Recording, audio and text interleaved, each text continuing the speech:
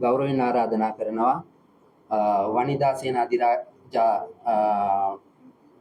සහෝදරියට ඇයගේ කතාව කරන මේ. I'm not here just to share what was done to us by the post-independence governments, but to share what we felt since independence. Let us rewind one of the histories of the world which is fully endorsed to Sri Lanka happenings and this event.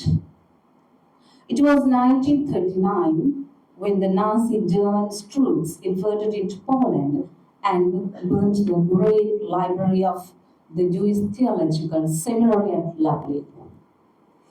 Then the war followed, consumed millions of lives.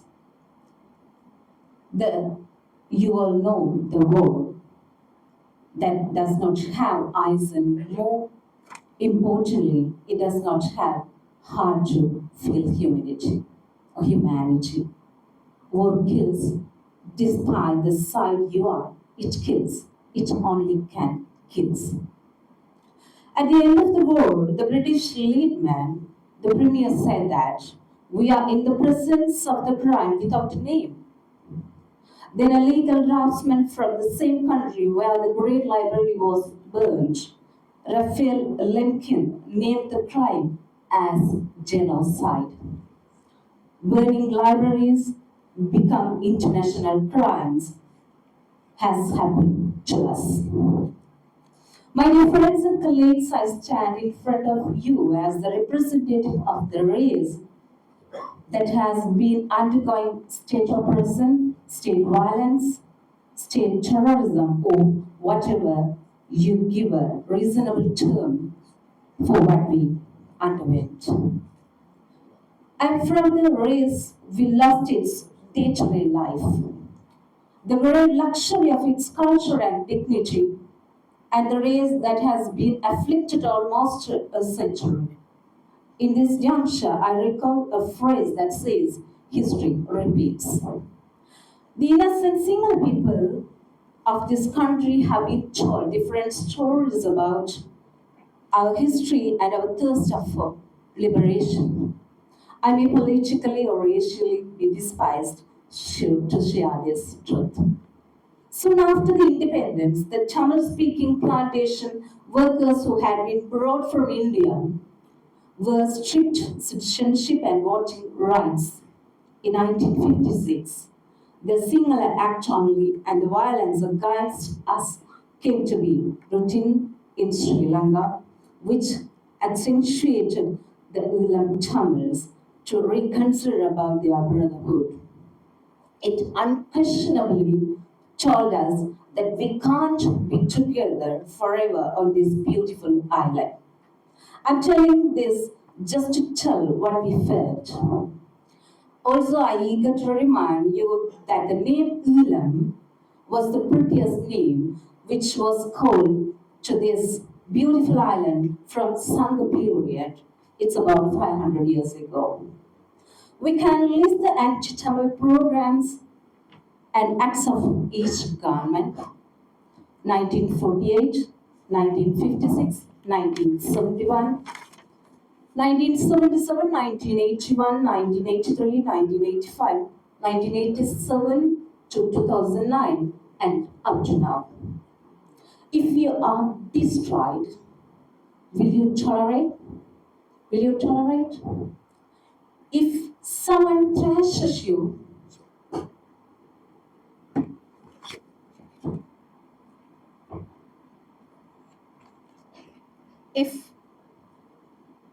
if someone trashes you, no. Can you? Yeah.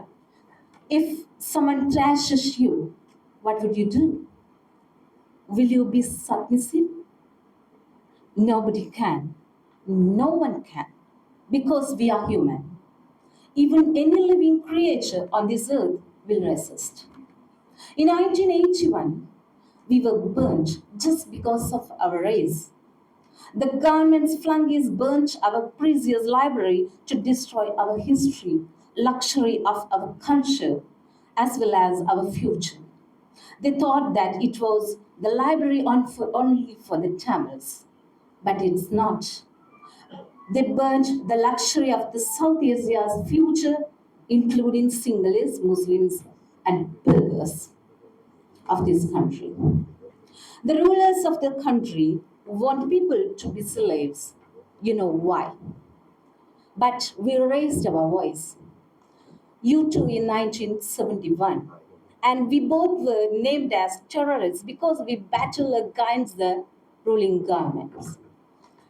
I remind you a phrase of a person who was shown as the world's most dangerous person, who was portrayed as a dangerous terrorist of the era, told that if J.R. Jayawardena is a true Buddhist, I won't be carrying a gun in my hand. He also said, we fight for the liberation of Sinhalese too. He also said, we fight for the liberation of Sinhalese too. You may guess who he is. You may get what it means. If the Tamils were born as terrorists, how could we maintain such a cherished library with us? If we had such a library, how could we be uncivilized and be brutal? Hope you all will ask this basic question within yourself. It will say that Tamils were dragged into such circumstances. When you set fire to a person's brain, when you set fire to a person's brain and heart, what rationality can you expect from him or her? That's the beginning of the battle for separation. In 1981, the same week our library was burned, the only Tamil leading newspaper, Ilanadu of his and the Sudhandiran of his newspaper of a Tamil political party, and the leading bookshop Pubala Singham were also burned by the same government. Yes, they wanted to suppress our screaming. Also, they want you to be in darkness without knowing what they are doing in North and East. Now, after 4 decades, Mr. Nandan Veeraratne has written and revealed our screaming of 1981. If a Tamil person wrote it from Sri Lanka, he or she will be murdered as soon as it gets published. We know, or we may not know, how much threats and pressure that Nandan underwent while writing and getting published this historical book. I request you to read it. Then only you get clear information about 1981 burning. If you look at the history by rulers, D.S. Senanayake from UNP, S.W.R.D. Bandaranaike from SLFP, J.R. Jayawardena from UNP, Premadasa from UNP, Chandrika Bandaranaike Kumaradunga from SLFP, Ranil Wickramasinghe from UNP, Mahinda Rajapaksa from SLFP, the list of great leaders who infused anti-Tamil poison extends. The current government who fought against the brutal Sri Lankan executive ruling system, who wanted to establish the socialist system, also have their negative package on their back on the minorities, especially Tamils, issues and contributed enough towards the racist policies inflicted on us. A suitable phrase I remember here of the MSF director James Obinsky when he was delivering a keynote speech after receiving the Nobel Prize for MSF stated that we are not sure that words can always save lives, but we know the silence can certainly kill. We know the silence can certainly kill. Yes, of course. The silence of the people who knew everything, the silence of the people who knew the truth, the silence of the people who is neutral and who fondly believe in justice can kill certainly. Yes, We started to skirmish against the government's racism, dictatorship, and terrorism. We were killed for raising our voice. The women and the children were brutally raped and killed. We were imprisoned and we were disappeared.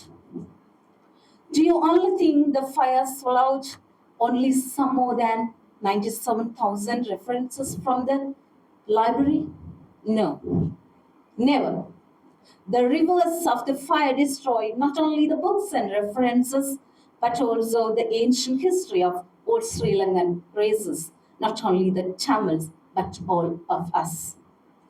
When the colonial British men deliberately wrote the history of Ceylon in terms of aid their neo-colonial needs to be met anytime in this country and planted the poison seed into the minds of the island people that the Tamils and Sinhalese are rebels. The burning of the true history of this country is also fueled them to continue their neo-colonial strategies into this pivotal island, which has the name Pearl of Indian Ocean, without any obstacles. We are now in the state of trauma that we don't have evidence to prove the true history of Ceylon. The rich culture that we both shared in the past has disappeared. At present, we are the dolls and puppets dancing according to the orders from Western masters, isn't it? These masters order the rulers to execute operation on Tamils. They follow the orders and now they are the trapped. Their space of air was used to bomb the Afghan Iraq and during the war of Persian Gulf.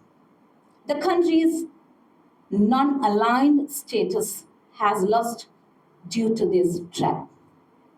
On the other hand, the Elam Tamils, who share the sovereignty of this country with a single brotherhood, also suffering a lot. At the end, who got all the gain from the war between the two national races of this country? This is questionable. So please try to find out the real history of Sri Lanka and the Elam Tamils. Please detect why Tamils asked for separation. Please sharpen your ears to hear our hardships. Please open your minds and raise your voice for us, because Tamils are the victim of deliberate brutality unleashed by the governments you elected. Finally, I leave the question to you and I wind up, ask yourself, from the results of the war between us, who reaped the gain? Thank you so much. Thank you for the opportunity.